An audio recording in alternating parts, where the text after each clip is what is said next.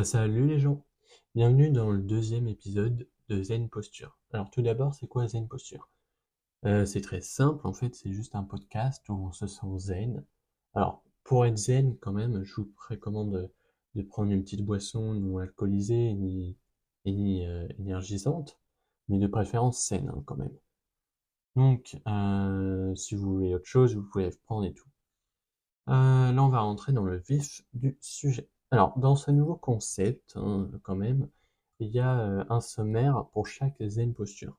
Donc, 12 sommaires pour 12 vidéos, chaque début du mois. Environ tous les premiers lundis du mois. Alors, alors comme ça, vous pouvez aller directement sur YouTube, donc cette plateforme, pour regarder les autres épisodes. Alors, comme je vous ai dit, il y aura 12 zen postures cette année, qui vont durer à peu près 30 minutes par épisode. Donc celui-là, il va durer 2 épisodes. Voilà. Donc, ce Zen Posture numéro 2 va aborder le thème de l'évolution de la pop culture. Donc au sommaire, on va voir les origines de la pop culture, après l'âge d'or du cinéma et de la télévision, après les vinyles aux plateformes de streaming, après la révolution numérique et les réseaux sociaux, après de l'Atari à la réalité virtuelle, de la pop culture et identité, après la tendance actuelle et l'anticipation future, et après il y a bien sûr la partie finale, ça sera la réflexion finale et puis bien sûr la rétrospective. Donc, pour commencer, on va parler des origines de la pop culture. Donc, on va quand même se plonger dans les racines de la pop culture, qui est vraiment un phénomène qui façonne nos vies depuis longtemps. Donc, la pop culture, c'est la contraction de culture populaire qui englobe vraiment l'ensemble des phénomènes culturels qui trouvent un écho important au sein de la société, bien sûr, depuis ses débuts qui remontent vraiment aux premières décennies, donc au XXe siècle à peu près. Donc ça a marqué quand même des changements sociaux, politiques et technologiques majeurs quand même. Donc par exemple au lendemain de la Seconde Guerre mondiale, Première Guerre mondiale, pardon, les, il y avait quand même des bouleversements économiques et culturels ont quand même ouvert la voie à une nouvelle ère, quand même. Donc les médias de masse tels que la radio, le cinéma ont quand même gagné de la popularité en permettant bien sûr une diffusion plus large des idées et des divertissements. Alors c'est vraiment à cette époque que la notion de célébrité a émergé avec des figures emblématiques comme Charlie Chaplin, Louis Armstrong, voilà. Donc après les années 1950, on a apporté une explosion de la pop culture avec l'essor de la télévision, les sitcoms familiales comme I Love Lucy ont captivé quand même les foyers américains. Bon, ça en établissant des normes culturelles et introduisant des icônes comme Elvis Presley dans la musique. Donc, quand même, dans les années 1960, ça a été un point culminant des mouvements sociaux et culturels. La musique a joué vraiment un grand rôle central. Voilà. Donc après, on peut aussi retrouver dans les avènements d'Internet dans les années 1990, la pop culture, qui a pris une nouvelle dimension, la série télévisée aussi. Bon voilà, après, voilà. Après aujourd'hui, quand même, la pop culture continue vraiment à évoluer à un rythme effréné. Donc voilà, sur toutes les plateformes de streaming et la mondialisation aussi. Donc après, ça a été quand même des franchises euh, dans le cinéma, hein, comme Marvel, à la montée en puissance de la culture geek, hein, quand même. Donc chaque décennie, quand même, apporte son lot de nouvelles années de tendance. Donc, par exemple, euh, le mouvement... Oula, attendez, j'ai perdu ma page.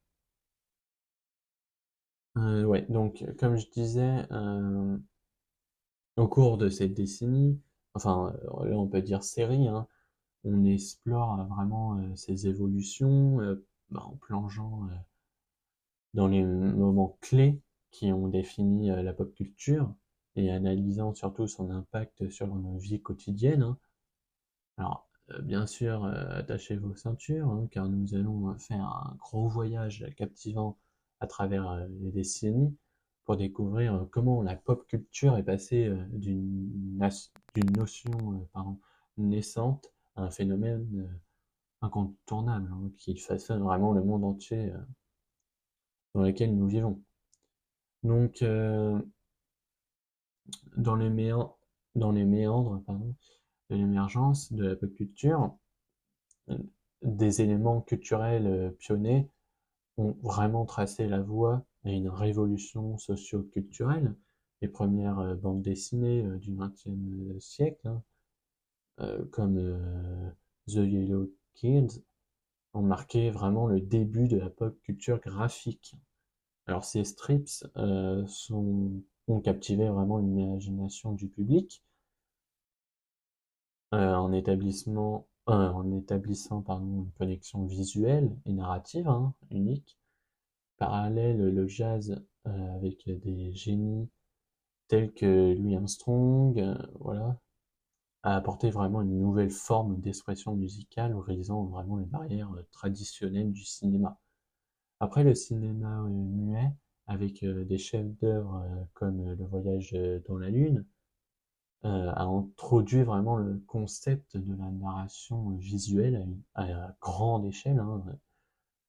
Bah après, on a eu aussi les stars de cinéma, tels que Charlie Chaplin, qui est, qui est devenu une des icônes mondiales, hein, contribuant vraiment à façonner la culture, euh,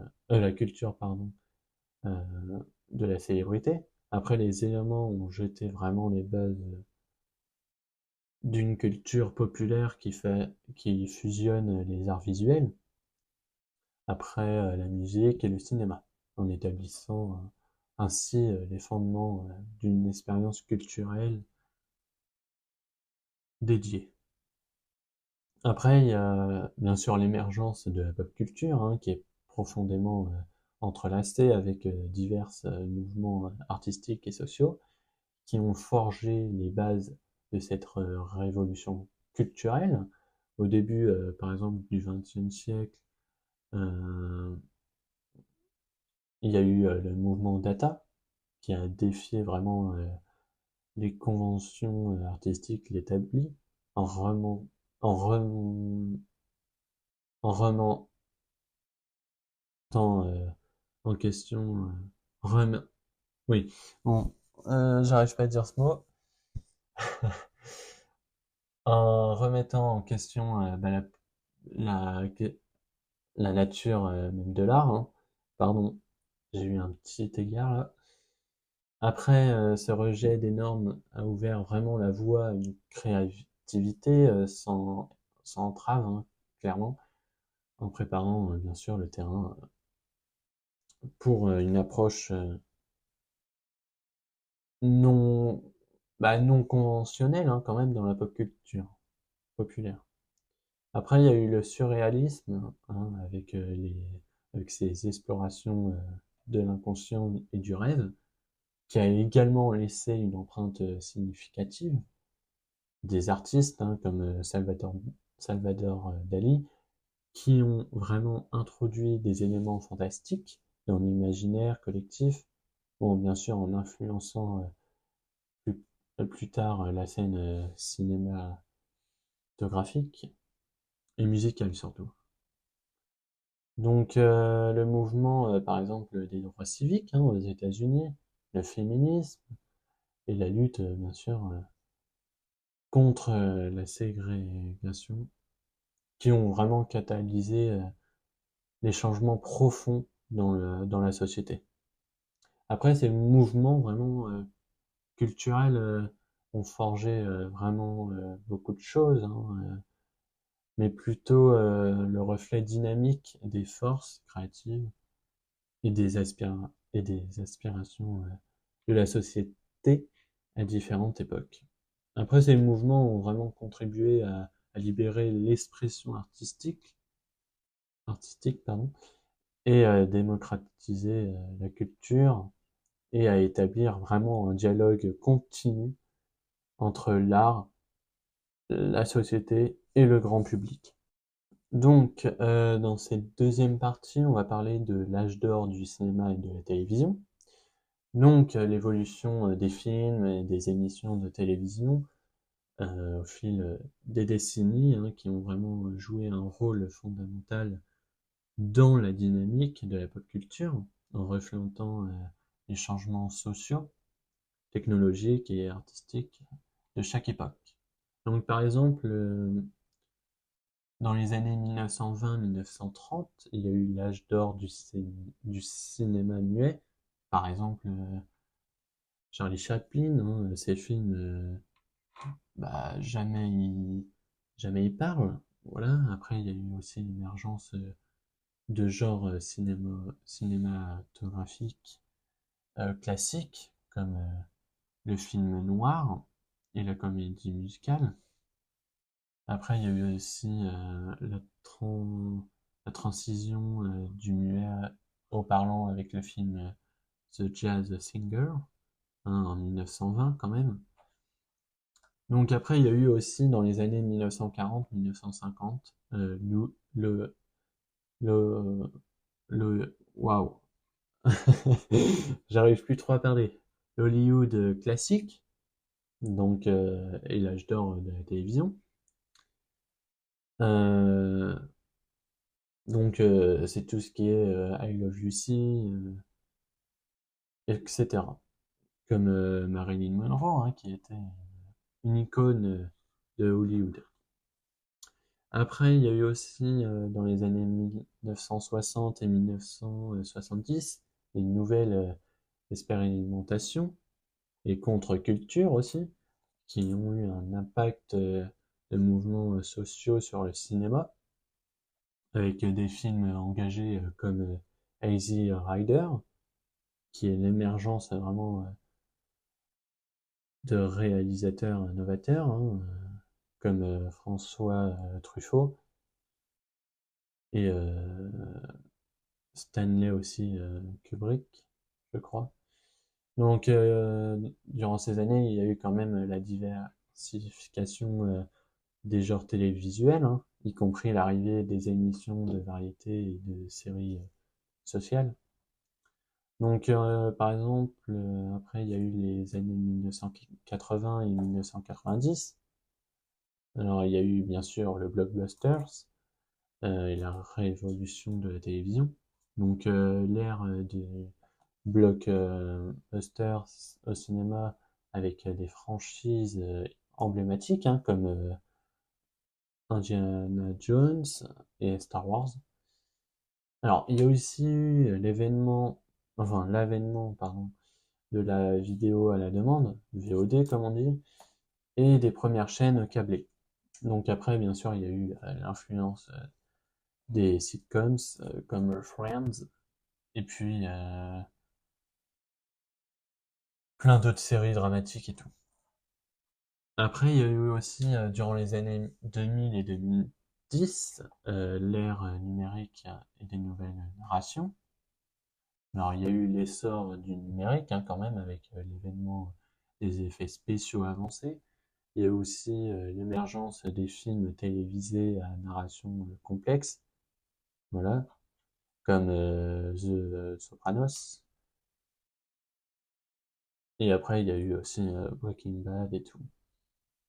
Après, il y a eu aussi la popularité croissante du streaming, avec l'événement de Netflix et encore d'autres plateformes hein, comme Amazon Prime. Bon, bref, je vais pas tous les citer parce que ça va durer un peu longtemps, sinon. Après, il y a eu, alors, des années 2020 à aujourd'hui, il y a eu la diversification et l'accessibilité. Donc, bah, en fait, ça réussit au cinéma, par exemple, en mettant en avant la représentation et inclusion. Donc, voilà. Après, il y a eu aussi l'expansion des plateformes de streaming qui offrent vraiment enfin, ouais, une multiple de choix aux, aux personnes qui veulent le regarder. Et après, il y a eu aussi, bien sûr, l'intégration de la réalité virtuelle et des nouvelles technologies dans les expériences cinématographiques, bien sûr. Donc, à travers ces décennies, hein, les films, les émissions télévisées, on a évolué vraiment pour refléter pardon, les préoccupations et les intérêts de la société, hein, quand même, tout en repoussant vraiment les limites de la créativité et de la narration. Alors, cette évolution continue de façonner vraiment la pop culture, hein, bah, c'est vraiment notre thème, hein, alors on est obligé d'en parler. Donc, en créant un dialogue constant entre le public et les médias visuels, quand même. Donc, après, on a eu vraiment un impact des nouvelles technologies sur l'industrie du divertissement, dans la pop culture, qui a été vraiment révolutionnaire, hein, en façonnant la manière dont nous consommons, créons et interagissons avec les médias. Alors après, il y a eu aussi l'événement de l'Internet, du streaming, a démocratisé vraiment l'accès au divertissement, permettant au public de choisir vraiment le contenu à la demande. Les plateformes comme YouTube, Netflix, Hulu aussi, qui ont vraiment bouleversé les modèles traditionnels de diffusion en offrant une variété vraiment de contenu et en allant des séries originales aux vidéos indépendantes. Les avancées vraiment en réalité virtuelle ont vraiment augmenté et ont ouvert aussi des nouvelles frontières dans l'expérience cinématographique et vidéoludique aussi. Alors par exemple, il y a des films en réalité virtuelle aux jeux immersifs aussi. Alors ces technologies vraiment redéfinissent vraiment la manière dont les histoires sont racontées et vécues. Donc les médias sociaux ont vraiment créé une connexion directe entre les créateurs de contenu et leur public, en favorisant vraiment l'interaction instantanée et la viralité aussi. Après, bon, cependant, vraiment, ces avancées technologiques ont également soulevé des questions sur la protection des droits d'auteur, hein, et la vie privée et bien sûr l'impact sur les industries traditionnelles. En résumé, vraiment, les nouvelles technologies ont radicalement redéfini pardon, l'industrie du divertissement dans la pop culture en offrant à la fois des opportunités et des défis significatifs. Donc, dans cette troisième partie, enfin, on va parler des vinyles aux plateformes de streaming. Alors, l'exploration des différents genres musicaux au fil du temps offre vraiment un fascinant voyage à travers l'évolution de la pop culture sonore. Alors, chaque époque a été marquée par des mouvements musicaux distincts, vraiment, en reflétant le changement sociaux, politiques et culturels de leur temps. Donc, par exemple, dans les années 1920-1930, il y a eu l'ère du jazz, hein, vraiment l'avènement du jazz est né dans les quartiers de la Nouvelle-Orléans, et l'émergence du blues et du boogie-woogie, en jetant vraiment les bases du rock and roll. Après, il y a eu les années 1940-1950, où il y a eu l'âge d'or du rock and roll, donc l'émergence du rock and roll avec des pionniers tels que Chuck Berry et Elvis Presley. Donc on a eu vraiment l'influence du rythme euh, dans la formation de ce nouveau genre. Et puis on a eu aussi bien sûr l'essor de la musique country et du folk, qui ont vraiment incarné des artistes comme Johnny Cash et Woody Guthrie. Donc après, dans les années 1960 et 1970, on a eu la révolution musicale, donc la montée vraiment du rock psyché, oula, pardon, psychédélique, je ne connais pas ce mot, avec des groupes comme les Beatles et The Rolling Stones, donc qui ont vraiment l'explosion du mouvement hippie en influençant la musique folk et le rock progressif. Et puis il y a eu aussi durant ces années l'émergence de la soul et du funk, marqué vraiment par des artistes tels que James Brown et puis plein d'autres. Après, il y a eu les années 2000-2010 avec la mondialisation de la musique pop. Donc, il y a eu bien sûr l'essor du R&B contemporain et du pop-punk. Donc, il y a eu aussi bien sûr la domination de la pop avec des artistes comme Beyoncé et Britney. Donc voilà. Après, il y a aussi la montée en puissance de la musique latine et enfin, avec des artistes comme Shakira et d'autres encore. Et après, il y a eu aussi les années 2020 et jusqu'à aujourd'hui, qui est vraiment l'ère de la fusion et de la diversité. Donc la fusion des genres avec l'émergence de l'indie pop, du trap aussi, et du R&B. Donc vraiment, il y a une vraie importance croissante dans la musique urbaine, en particulier avec le rap et le hip-hop. Après, on a eu l'exploration continue de la diversité culturelle à travers la musique, en reflétant vraiment un paysage sonore et mondial, surtout plus connecté que jamais. Donc cette exploration des genres musicaux témoigne vraiment de la richesse et de la diversité de la créativité humaine, en illustrant vraiment comment la musique, en tant que langage universel, continue vraiment à transcender les frontières et de façonner vraiment la culture populaire à travers les époques. Après, il y a eu bien sûr l'influence des mouvements culturels sur la musique populaire, qui a été vraiment une force dynamique, en transformant constamment le paysage sonore en réponse aux évolutions socio-culturelles.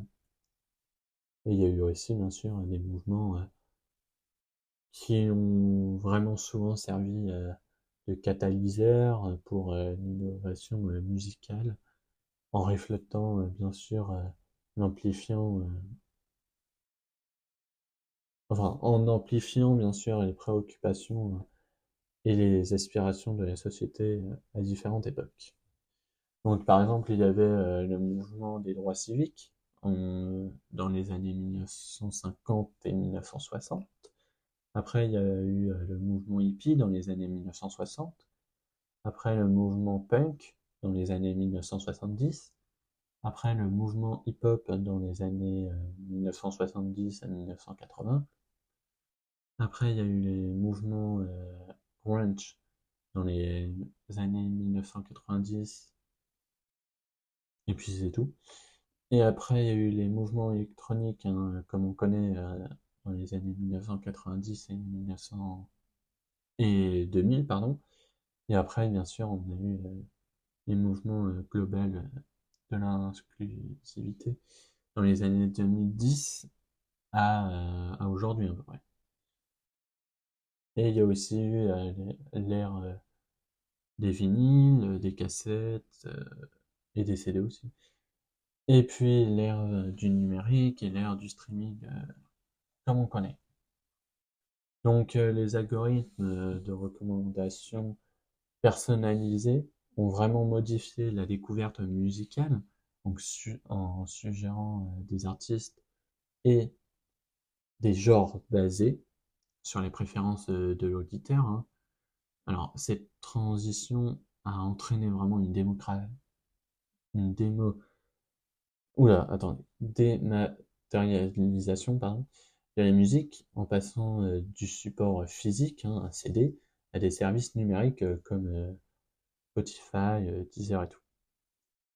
Donc voilà. Alors, il leur offre hein, vraiment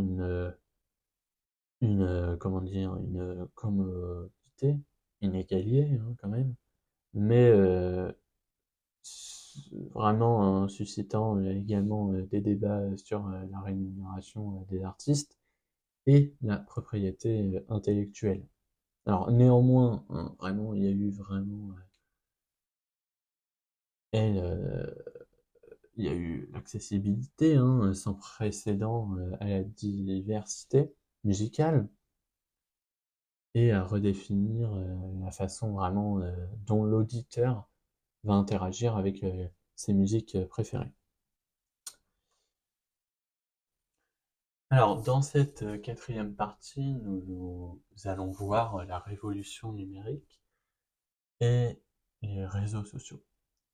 Donc, l'avènement d'Internet a eu vraiment un impact significatif dans la diffusion de la culture populaire à l'échelle mondiale. Donc, je vais vous donner quelques petits aspects les plus marquants de cette influence. Donc, il y a eu l'accessibilité mondiale, après, il y a eu la diversité culturelle, après, la participation active, après, le changement dans la consommation de médias, après, la démocratisation de la création, donc en gros, c'est Internet. Après, il y a eu la vitesse de diffusion, le partage, la viralité, l'influence des utilisateurs influents. Après, il y a eu la réaction en temps réel. Après, l'algorithme et les recommandations. Et pour finir, le défi euh, qui mène en ligne. Donc, en résumé, en gros, les réseaux sociaux hein, agissent vraiment comme des amplificateurs puissants, accélérant bien sûr la diffusion des tendances et ces phénomènes viraux à l'échelle mondiale. Alors, ils ont profondément transformé la manière dont la culture euh, populaire émerge, donc se propage et évolue. Après, là, on va parler du numérique, qui a vraiment, enfin, l'ère du numérique qui a vraiment modifié la nature de la célébrité en donnant vraiment naissance à de nouvelles formes de reconnaissance et d'influence. Donc, je vais vous donner aussi quelques aspects clés des nouvelles formes de célébrité à l'ère numérique. Donc, il y a les influenceurs des médias sociaux. Après, il y a les YouTube qui sont les créateurs de contenu. Après, les stars de Twitch et du streaming. Après, les célébrités issues des podcasts.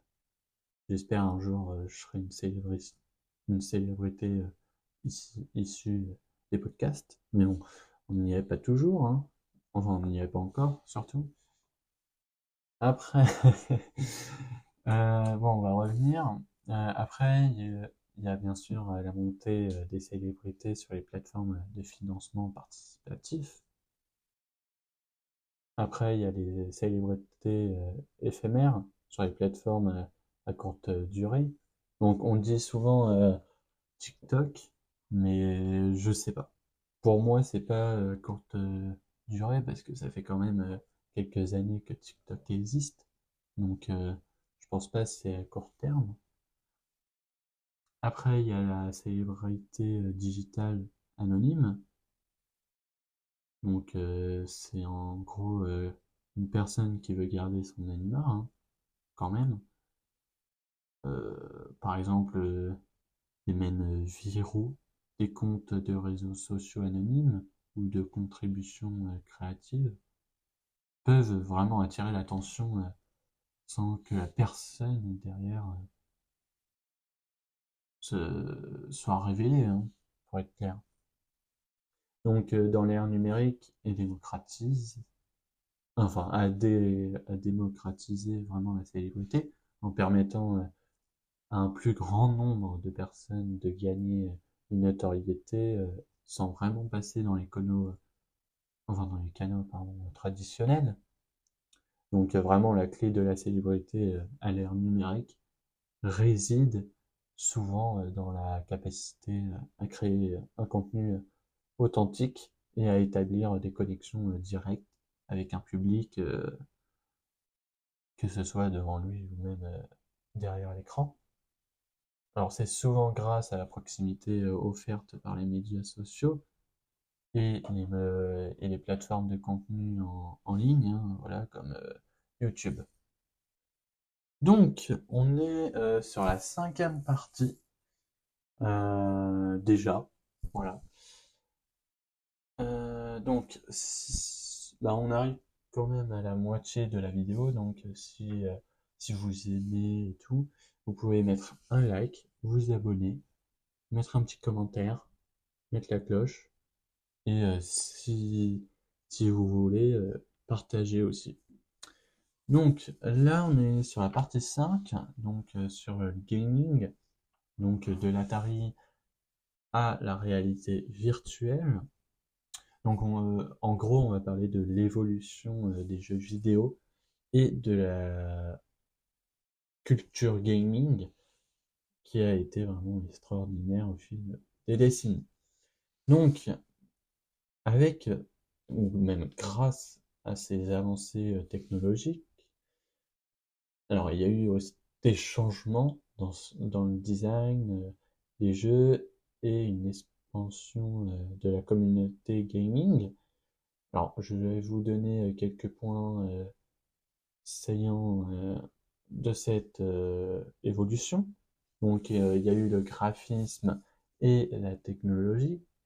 Après la diversification des genres, le gaming en ligne, comme Fortnite, Call of Duty.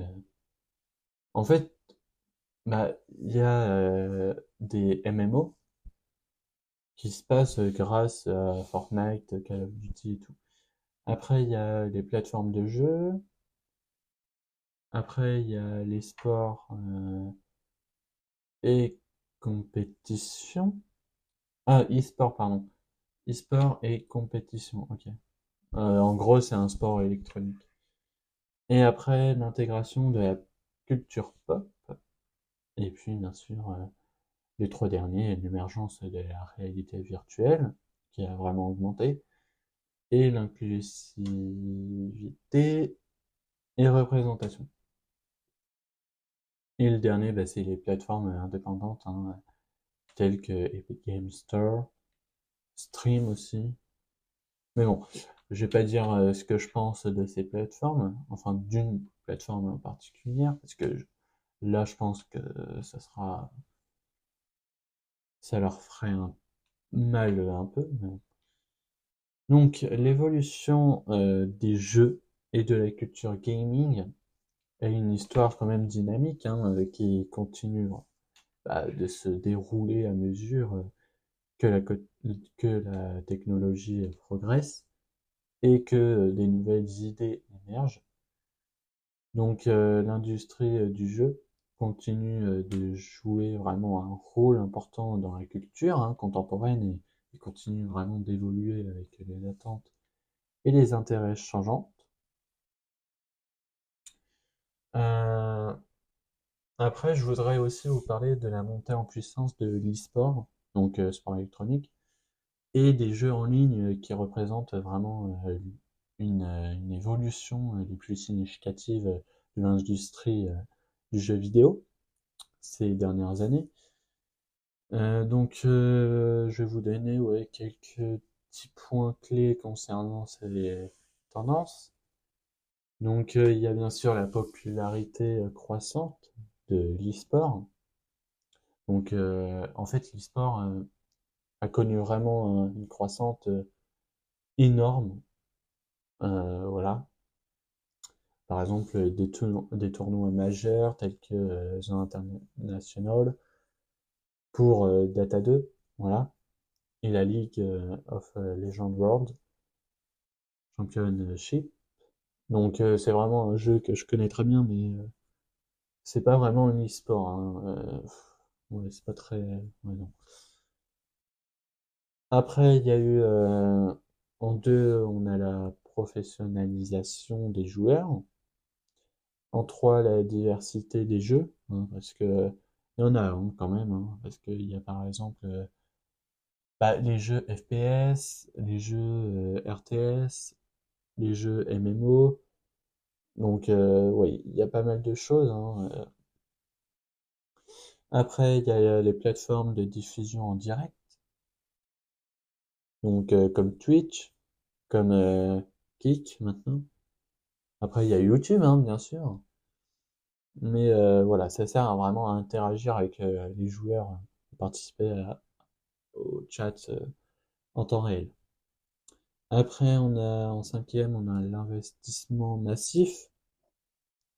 Donc vraiment des entreprises et des investisseurs ont vraiment injecté d'importants capitaux dans l'e-sport en créant des ligues professionnelles, des équipes et des installations dédiées, comme des marques renommées ont signé des partenariats et sponsorisent vraiment des équipes ou des événements, hein, même, hein. En sixième, on a l'intégration dans la culture populaire. Après, les jeux en ligne compétitifs, comme Fortnite, Apex Legends, Call of Duty, Warzone, bref, voilà.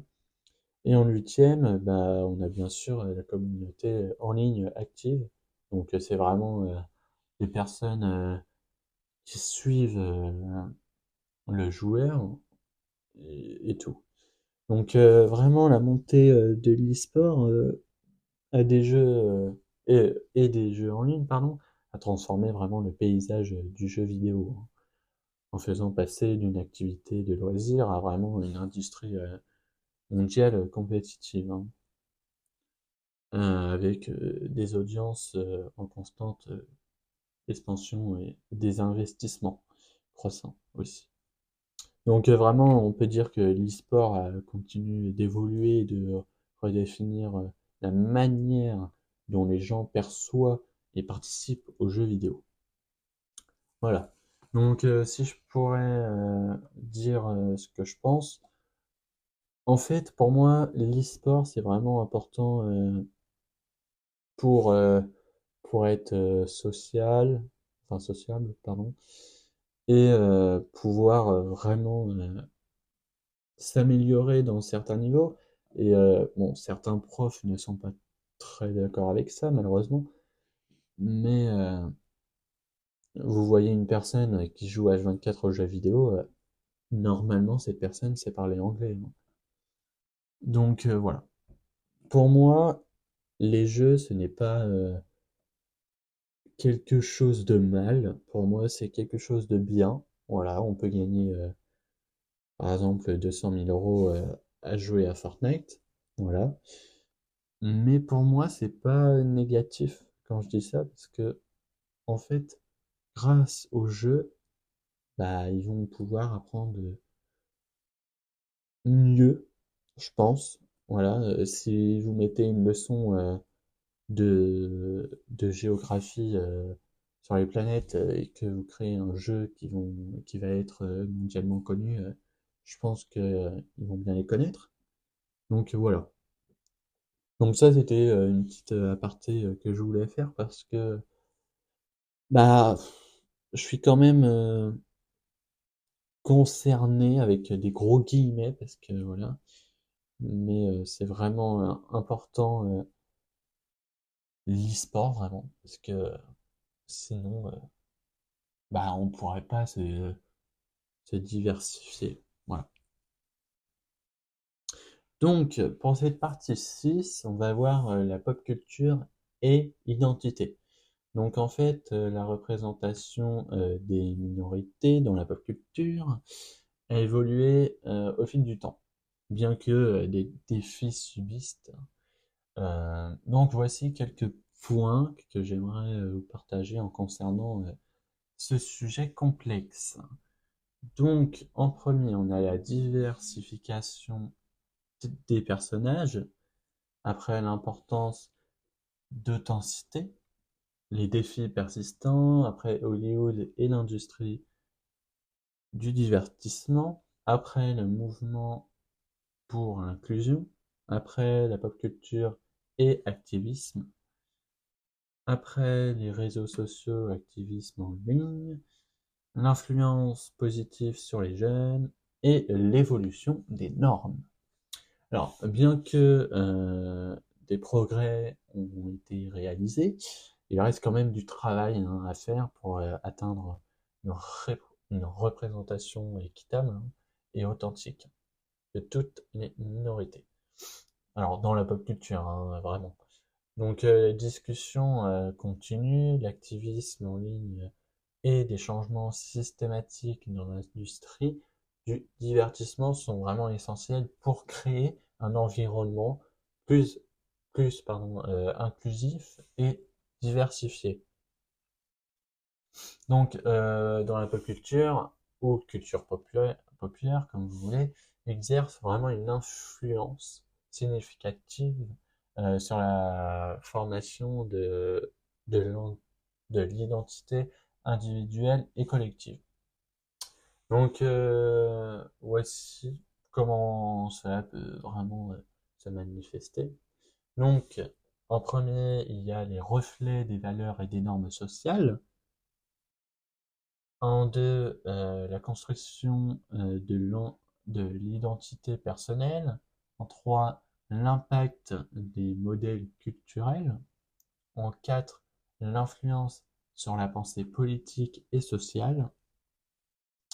En 5, formation de sous-culture.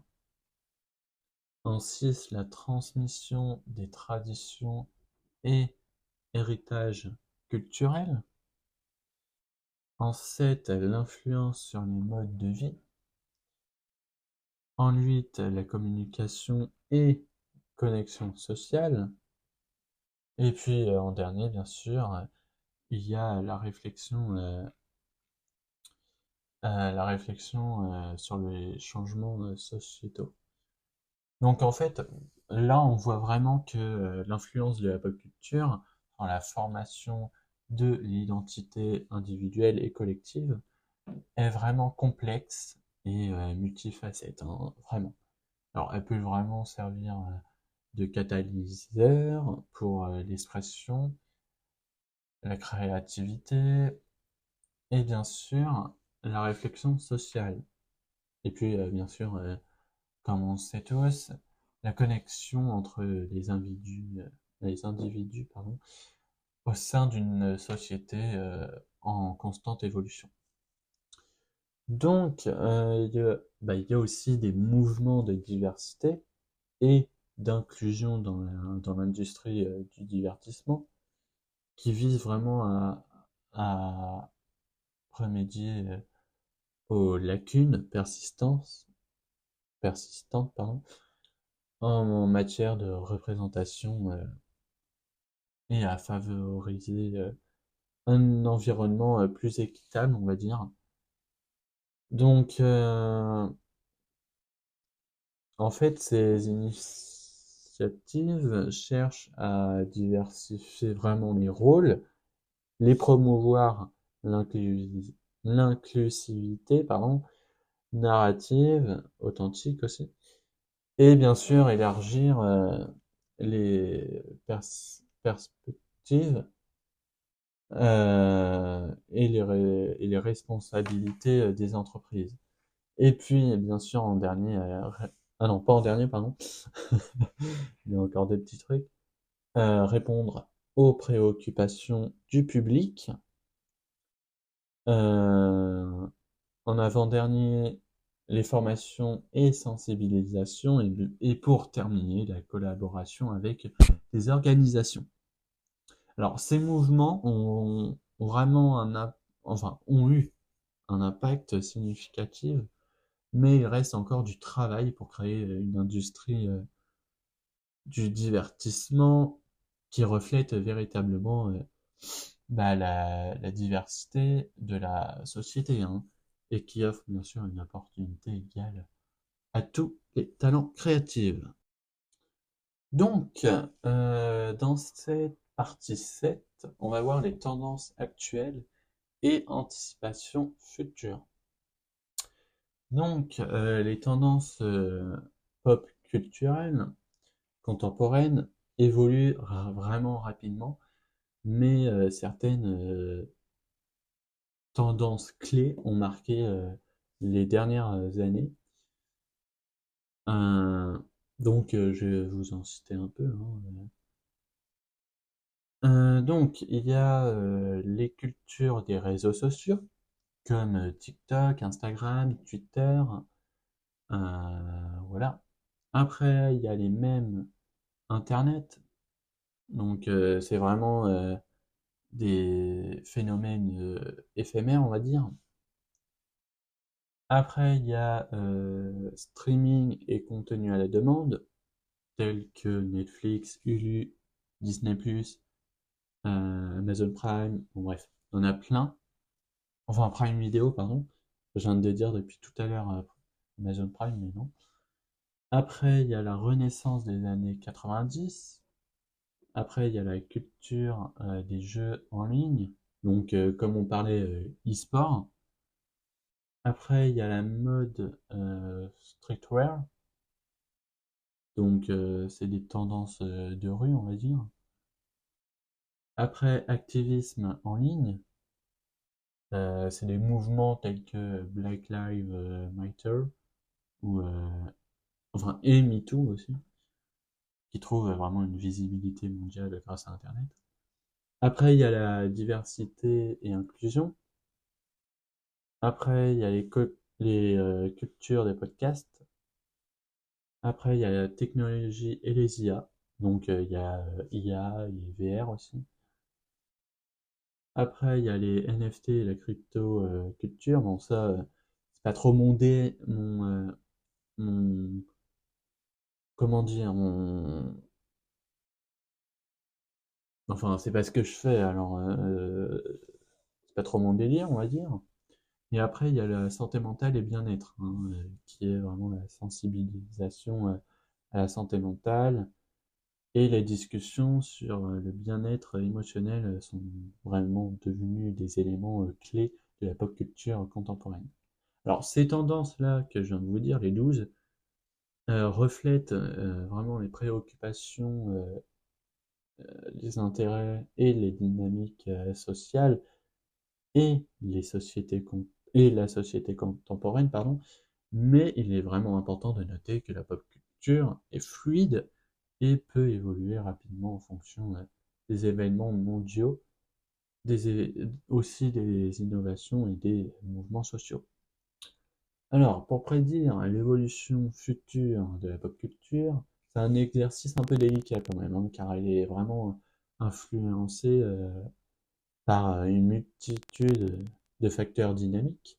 Alors cependant, certaines tendances émergentes et des développements actuels suggèrent certaines directions possibles pour l'avenir de la pop culture, comme l'évolution de la culture Internet, l'influence croissante des plateformes de streaming, la montée de la réalité virtuelle, comme on parlait euh, VR et AR.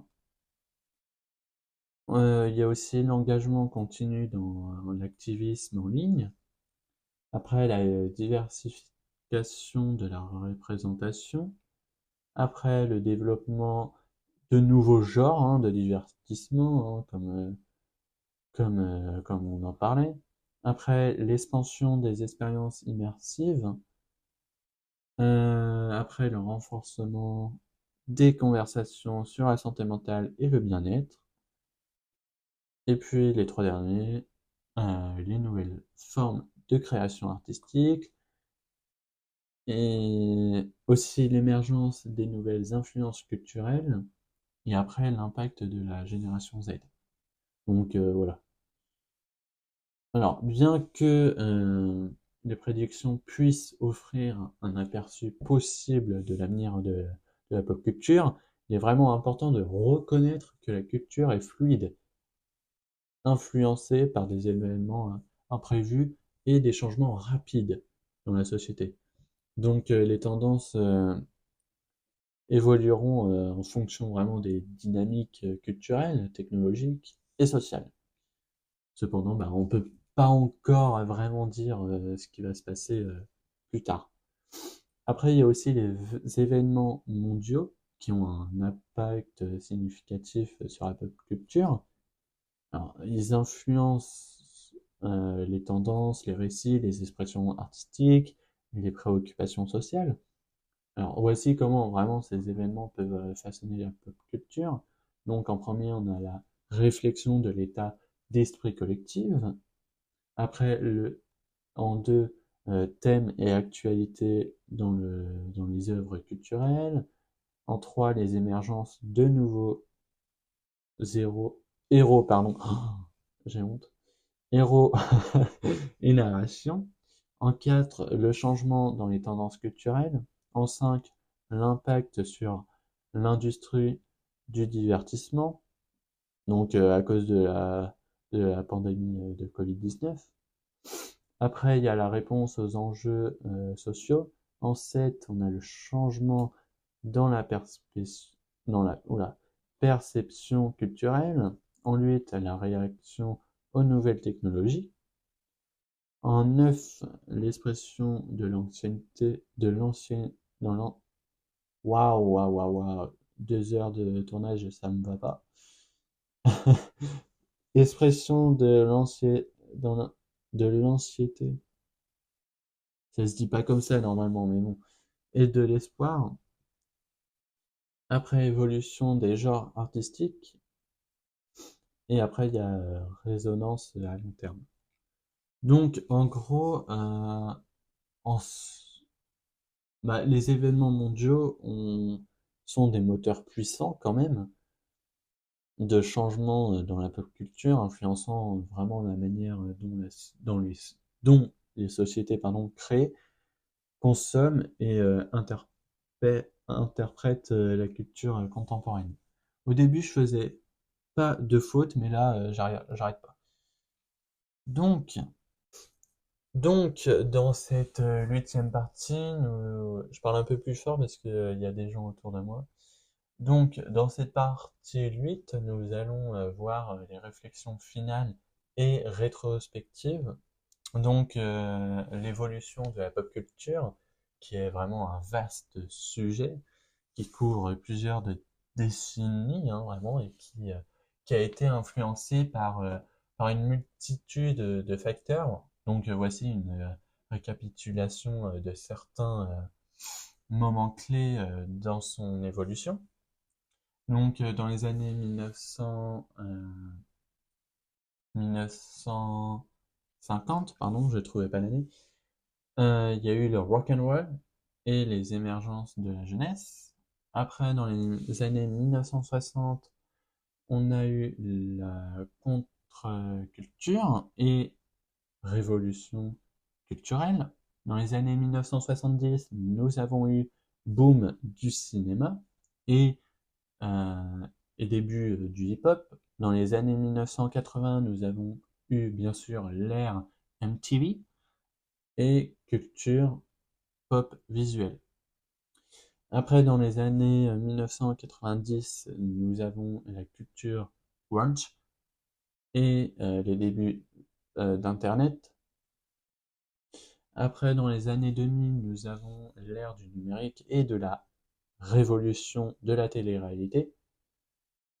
Euh, Année 2010, nous avons eu la domination des réseaux sociaux et de streaming, hein, comme Facebook, Twitter, Netflix pour streaming. Dans les années 2020, nous avons eu la pandémie de Covid-19 et le changement culturel, hein, donc personne ne pouvait aller dans les librairies et tout. Et bien sûr, je voulais aussi vous parler des tendances transversales. Donc en gros, enfin, pour dire, c'est une diversité et inclusion. Après les émergences de l'e-sport, l'influence des réseaux sociaux et la technologie de l'ARV.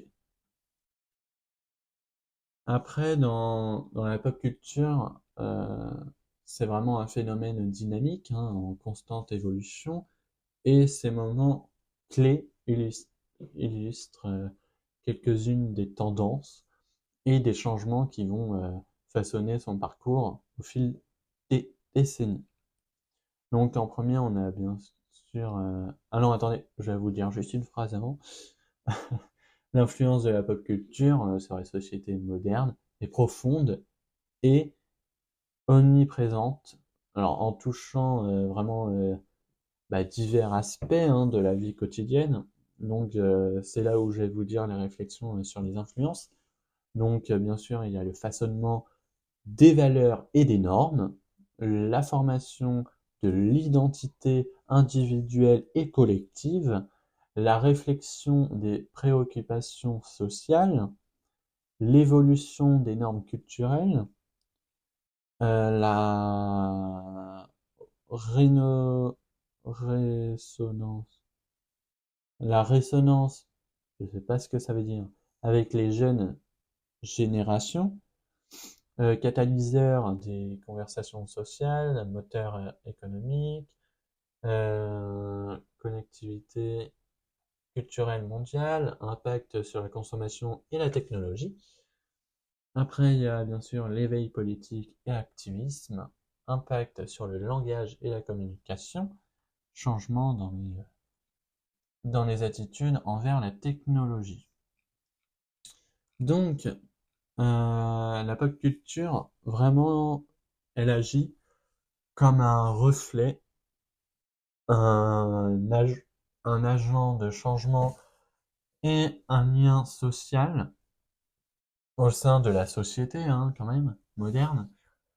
Alors, sa capacité à influencer les opinions, les attitudes et les comportements, en fait, ça fait vraiment un élément essentiel de la dynamique, hein, culturelle et contemporaine, pardon.